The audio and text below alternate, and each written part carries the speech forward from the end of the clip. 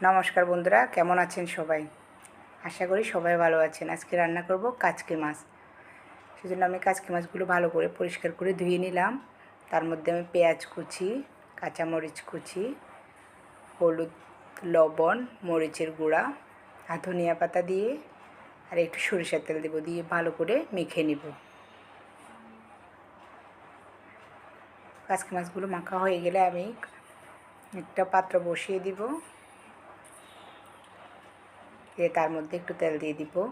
আমি নর্মাল তেলটাই ব্যবহার করলাম, সাদা তেল।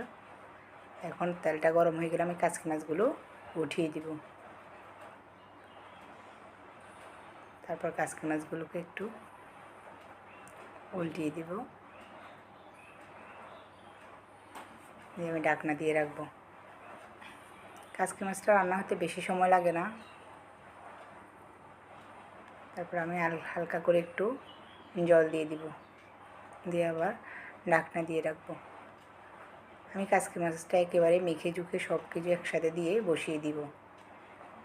এইভাবেই আজকে কাচকি মাছটা রান্না করব।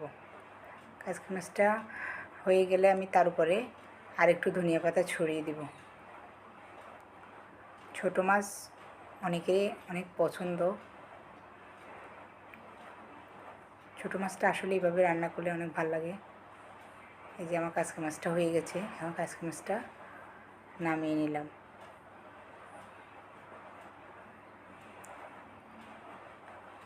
দেখতে অনেক ভালো হয়েছে, খেতে অনেক মজাই হবে মনে হচ্ছে।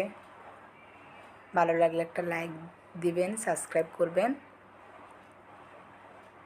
ধন্যবাদ সবাইকে, পাশে থাকবেন সব সময়।